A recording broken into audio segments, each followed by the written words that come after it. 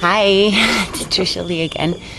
Okay, so the next part of the story is later on. I don't know. It's kind of difficult because being a baby at the time, I don't really know for sure what happened, but this is some of what I was told. This is kind of tough. Okay, so my mom and my dad lived in a mobile home just outside of my hometown of Camrose, and they well, he was, like I said, a truck driver, and so he came home off the road, and back at that time there was no hours of service laws protecting the roadways from truck drivers that maybe didn't get enough sleep or had spent too much time behind the wheel. So back then there was no regulation for that. So Cliff had he used some pills called bennies, or I think they're called black beauties, or well, basically it's speed, right, to stay awake and be able to drive more hours and hence make more money. So he was a young guy, and I think, like I said before, my mom was in party mode when she was pregnant, and I'd say they were both in party mode. I think my mom slowed down after I was born, but I doubt that Cliff did. So anyway, he had come home off the road from truck driving, and my mom can't remember what she said, but she had to go into town to do some shopping or something, and so she left me alone with him, and nobody really knows for sure what happened from there, but what they do know is that I was burned with cigarettes, and then I was beaten somehow.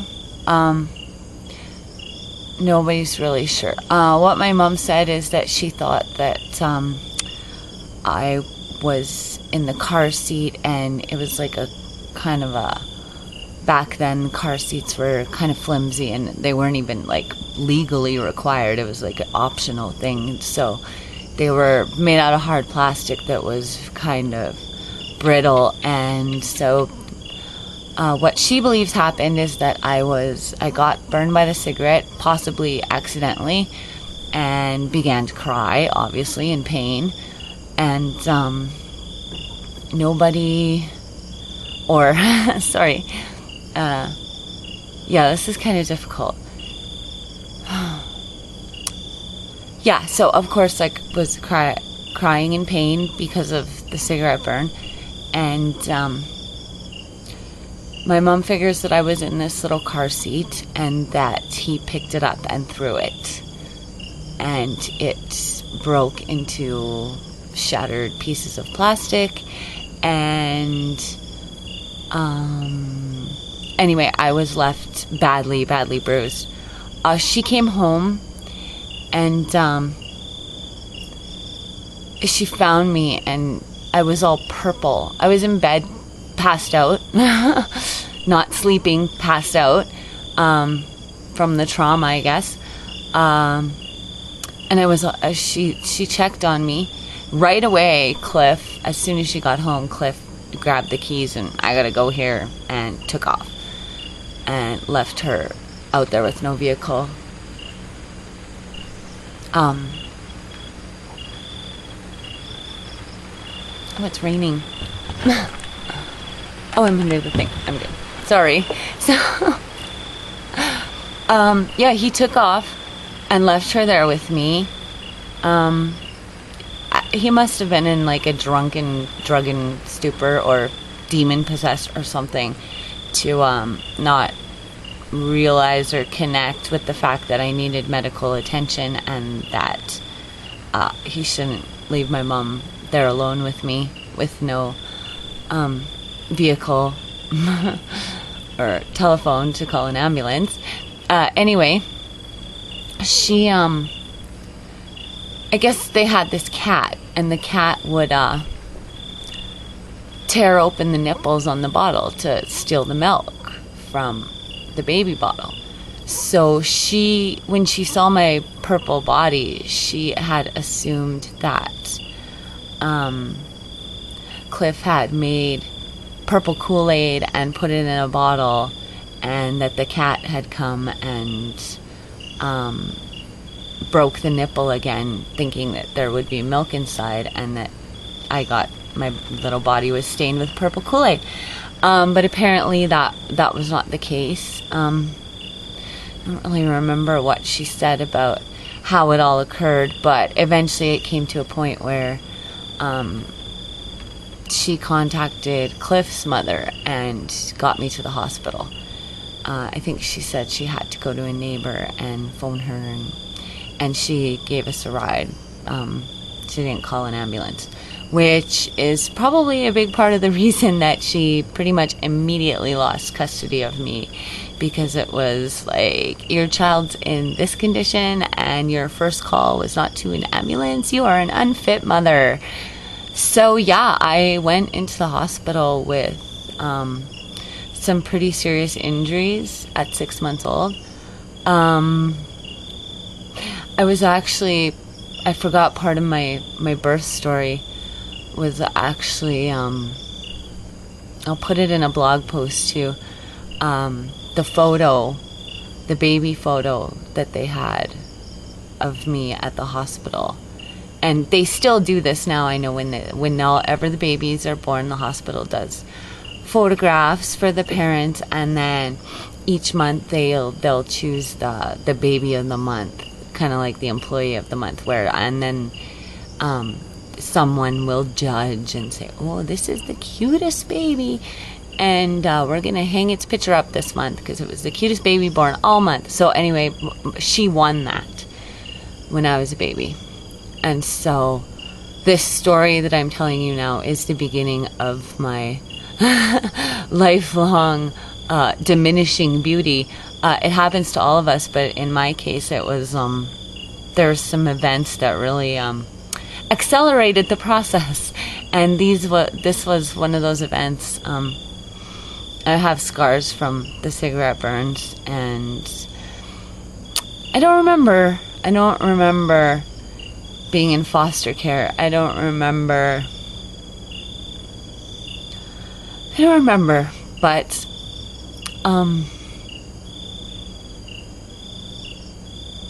my body remembers. Later in life,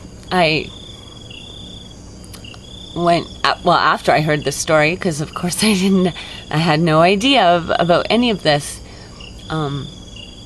until I was about, mid-20s, that I was told this particular story.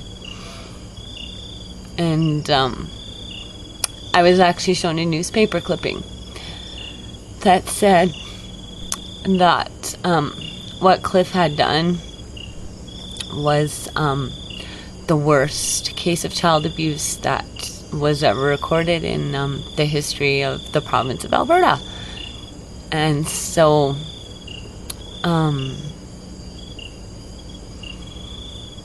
yeah, that's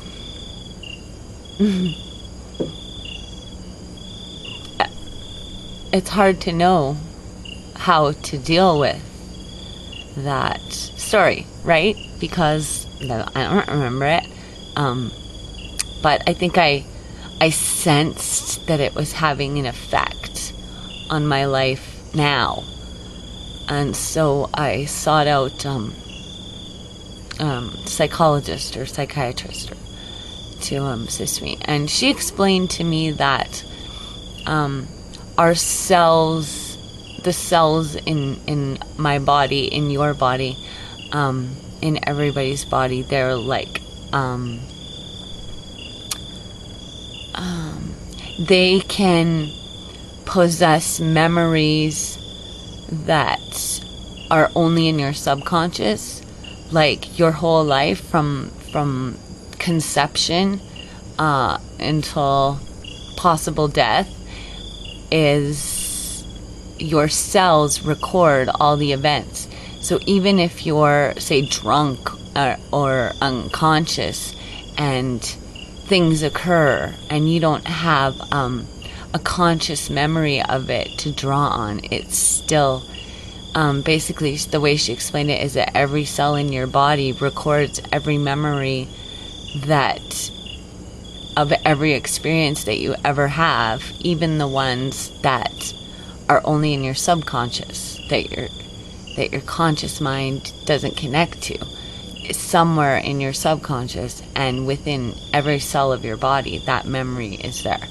So I've really struggled with dealing with this story, and there's a lot of things like that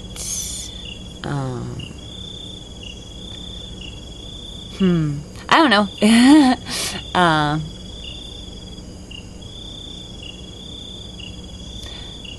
It kind of explained a lot about some of the choices and things that have happened in my life when I heard the story. But, you know, at the same time, it was like, hearing it was, why are you telling me this? I was a baby. I don't care. But I guess it's good to know. It's good to know about yourself and to discover